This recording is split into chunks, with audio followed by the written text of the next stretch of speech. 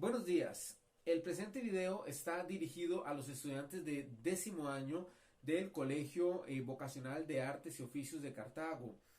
En el presente video explicativo quiero hacer un abordaje temático de los principales acontecimientos que se desarrollaron a lo largo de la Primera Guerra Mundial. Digo repaso porque este tema fue ampliamente visto y discutido en clases en sesiones presenciales, de forma tal que únicamente voy a tocar aquí los acontecimientos clave, los acontecimientos más relevantes, los que lograron darle un viraje a este conflicto armado, en aras de que ustedes logren recordar lo más importante de esta guerra y a partir de ahí puedan desarrollar el proyecto de estudios sociales de forma exitosa. El proyecto de estudios sociales, recuerden que viene a sustituir a la prueba escrita, viene a sustituir el examen como tal, de forma tal que es importante que se apliquen en esa línea y que lo desarrollen de la mejor manera. Recuerden que este proyecto se va a ejecutar a partir del tema de la Primera Guerra Mundial, que fue un tema que fue muy visto y analizado en clases. Entonces, en este video lo que quiero hacer es un repaso de esa Primera Guerra Mundial para poder retomar algunos acontecimientos claves de este conflicto, que ustedes logren recordar lo más importante de esta guerra y que realmente les sirva de apoyo, de complemento para el proyecto de estudios sociales, proyecto que se va a desarrollar a partir de un blog y que tal vez al final de este video logre hacer referencia al mismo. La Primera Guerra Mundial. Recordemos que la Primera Guerra Mundial se produce entre 1914 y 1918.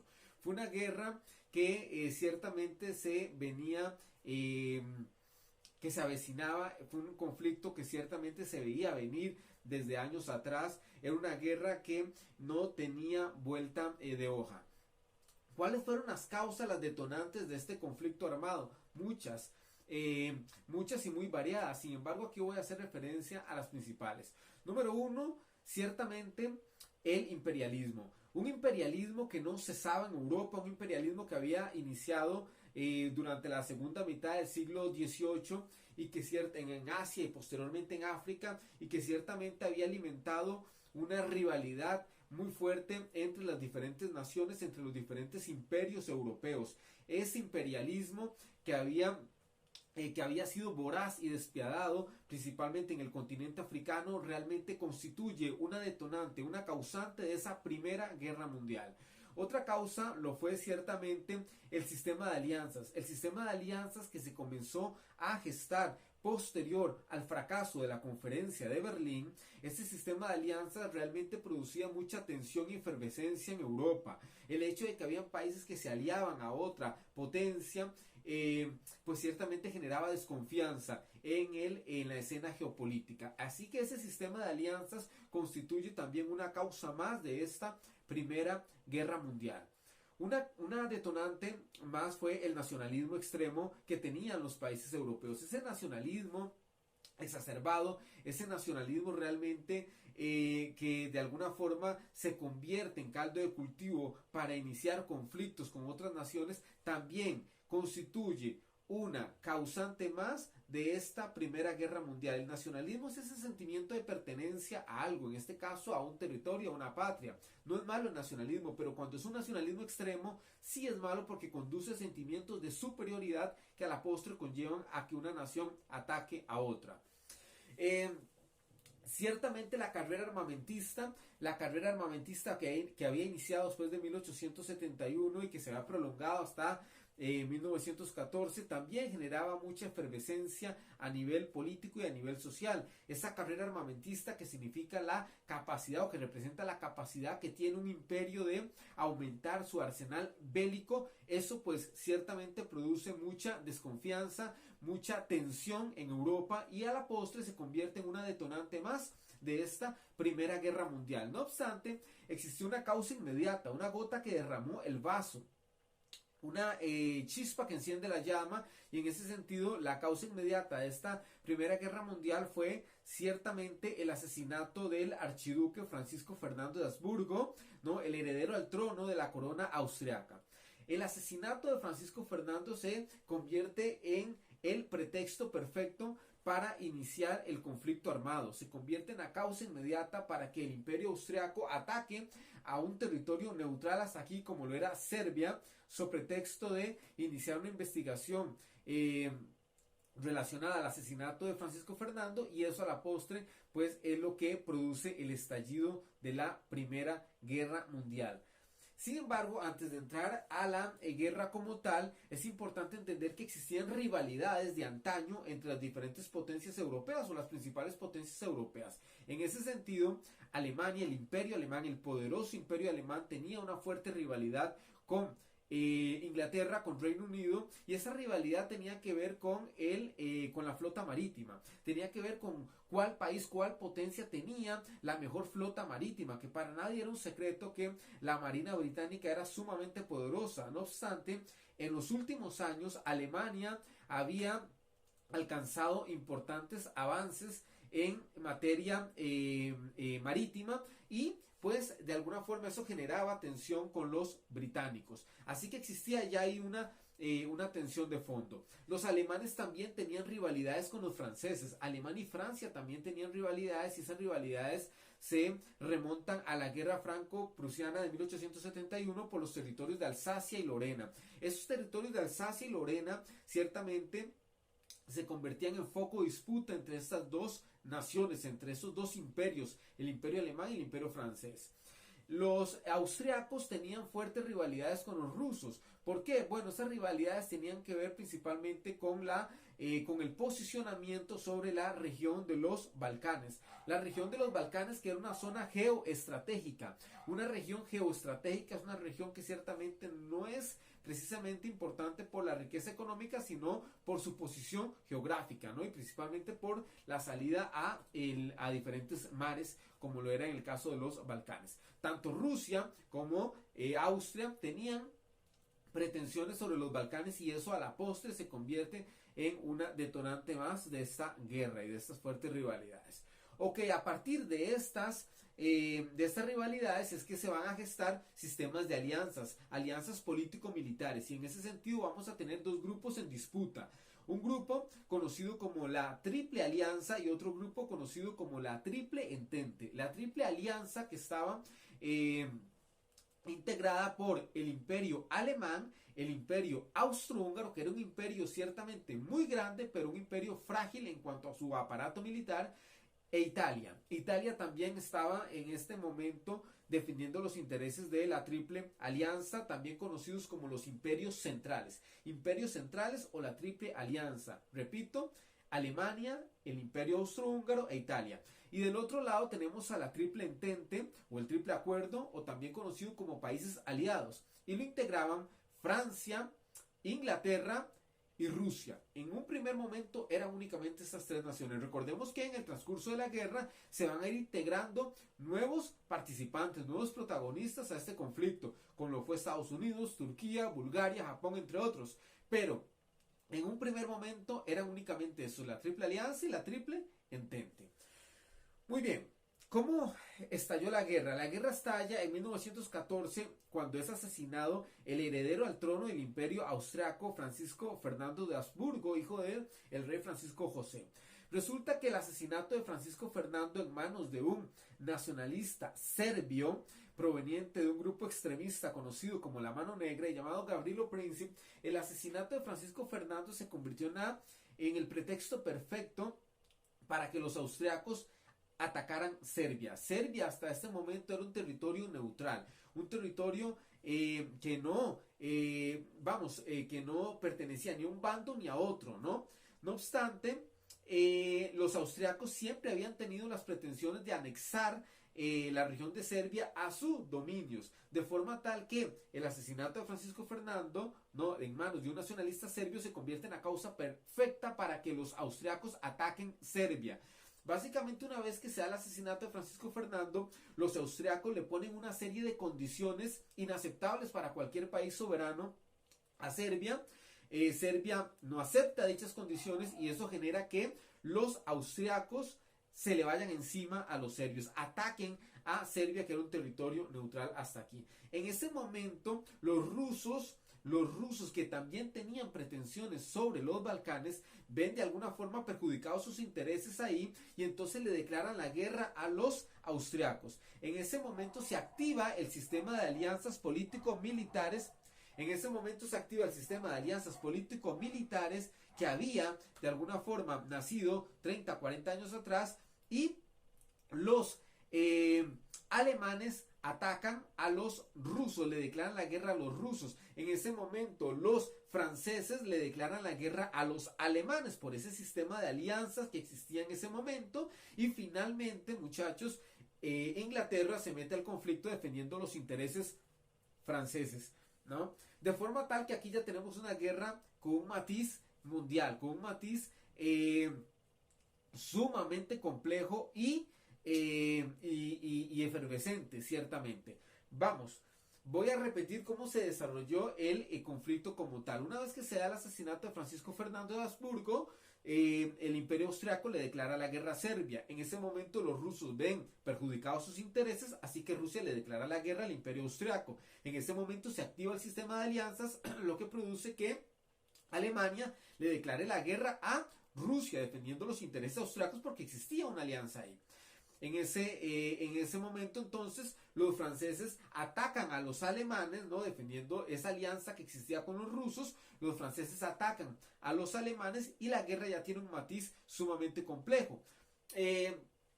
Faltaba únicamente Inglaterra. Inglaterra finalmente incursiona en este conflicto defendiendo los intereses de Francia, los intereses aliados propiamente. Entonces la guerra aquí ya tiene un matiz completamente mundial. La guerra aquí es una guerra mundial.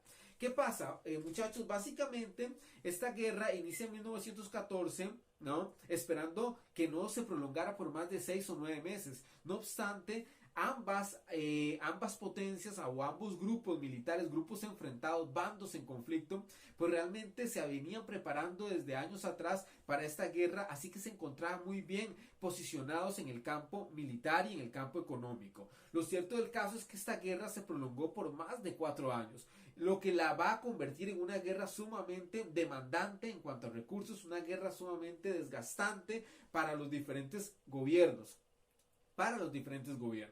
Eso hace que la guerra tenga diferentes niveles de complejidad a lo largo de 1914, 1915 y 1916. ¿Qué quiere decir esto? Bueno, que en algunos momentos algunos enfrentamientos los ganaban los aliados y en otros momentos los enfrentamientos los ganaban, por el contrario, los grupos los imperios centrales, propiamente los alemanes o los austriacos. Se desarrollaron a lo largo de esta guerra una cantidad importante de batallas o de conflictos, entre los cuales podemos destacar la batalla de Verdún, que fue la más larga y sangrienta de toda la Primera Guerra Mundial, la batalla del Somme, la batalla de Galípoli, la batalla de las Ardenas, ¿no? Fueron solo algunos de los conflictos que se gestaron a lo largo de este primer enfrentamiento belicoso. Lo cierto del caso es que existía un equilibrio de fuerzas tan importante que a lo largo de los años ninguno de los dos bandos beligerantes lograba someter a su rival. De 1914 a 1917 entonces se dan múltiples enfrentamientos desgastando la estructura militar y económica de los diferentes países, de las diferentes potencias.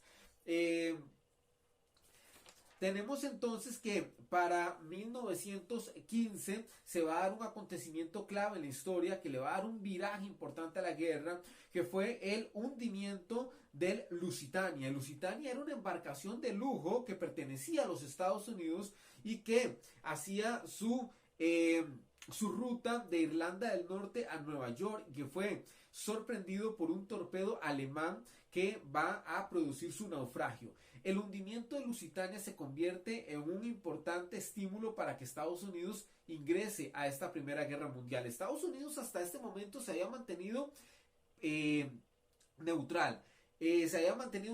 No había querido lanzarse a esta contienda bélica, No obstante, el hundimiento de Lusitania se convierte, pues, en una provocación para los Estados Unidos para que este país ingrese a la guerra. Lo cierto del caso, muchachos, es que Estados Unidos se mantiene todavía aquí neutral en este conflicto armado en 1915. Japón había tenido una incursión en la guerra al lado de los países de la Triple Entente o del Triple Acuerdo para ver si podía sacar algo de provecho sobre los territorios de Manchuria, territorios que pertenecían a los alemanes, así que un debilitamiento alemán podía beneficiar ciertamente a los japoneses en sus intereses. Pero Japón para la Primera Guerra Mundial no tenía un ejército bien estructurado, bien definido, ¿no? Como sí lo va a tener durante la Segunda Guerra Mundial. Aquí no. De forma tal que la participación de Japón es realmente muy pobre, muy desvaída. Turquía entra a la guerra al igual que Bulgaria al permitir que algunos buques alemanes se posicionen en aguas turcas. Esto hace que Turquía entonces ingrese a la guerra. Aquí también está en juego el tema del honor, ¿verdad? Aunque no haya nada en disputa, vamos a participar en la guerra por un tema de honor. Así era, y eso es lo que hace que países como Bélgica, como Bulgaria, como Turquía ingresen a este conflicto armado. Turquía le declara la guerra a los rusos. En ese momento Rusia pide apoyo también a los países aliados, a Inglaterra, Francia, para defenderlo del ataque turco, y ahí se desarrolla una importante batalla conocida como la batalla de Galípoli. Bueno, entre muchas otras, ciertamente. En algunos momentos se dan victorias de parte de los aliados y en otras victorias de parte de los imperios centrales.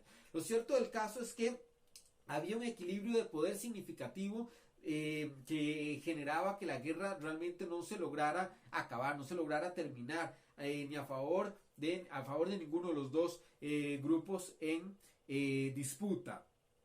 Para 1917 entonces Europa entra en crisis. Europa entra en una tremenda crisis económica producto de una guerra sumamente demandante, sumamente desgastante. Países como Alemania, como el Imperio Austriaco, como Italia, como Francia, como Inglaterra no podían seguir alimentando ese conflicto. Para 1915 Italia se había cambiado de bando a través del Tratado de Londres y comenzaba a defender los intereses de los países aliados e iniciar una ofensiva en contra de los austriacos propiamente. Vamos, para 1917 entonces tenemos ya un desgaste importante a nivel económico, a nivel militar, a nivel político, ¿no? Y la guerra no acaba todavía, la guerra no termina todavía, entonces bueno, había que hacer algo. Lo cierto del caso es que países como Rusia se vieron bastante perjudicados con este episodio bélico. Las condiciones económicas en Rusia eran bastante dramática, lo que generó revueltas populares sin precedentes en la historia rusa, lo que va a llevar al traste con lo que se conoce como la Revolución Rusa en febrero de 1917, lo que hace que se dé la salida o la abdicación del zar Nicolás II y con ello Rusia se separe del conflicto armado, se separe de la guerra a través del tratado Brest-Litovsk. Entonces ya hay un protagonista menos. Para 1917 Estados Unidos finalmente entra a la guerra. Finalmente, después de múltiples provocaciones de parte de los alemanes, finalmente Estados Unidos decide entrar a esta guerra, a este conflicto armado a favor de los aliados, ¿no? Generando un importante estímulo económico y militar para los países aliados como Inglaterra o Francia. Es decir, la incursión de Estados Unidos en la guerra en 1917 va a marcar una pauta importante del conflicto, ¿no? Es lo que va a generar un desequilibrio de fuerzas, ¿no? La incursión de Estados Unidos, la participación de Estados Unidos en la guerra en 1917, después de múltiples provocaciones alemanas, es lo que va a inclinar la balanza a favor de los países aliados. Para 1918 Alemania también entra en crisis, ¿no? A nivel civil, a nivel interno, ¿no? Lo que genera la salida también de el Kaiser Guillermo II. Finalmente, muchachos, el Imperio Austriaco declara su rendición, lo mismo hacen los turcos, lo mismo hace Bulgaria propiamente. Y ya para 1919 la guerra está en su etapa final. Se establece la Conferencia de París, donde se van a firmar los tratados de paz propiamente, y el más significativo, el Tratado de Versalles, en donde se pone fin al conflicto armado.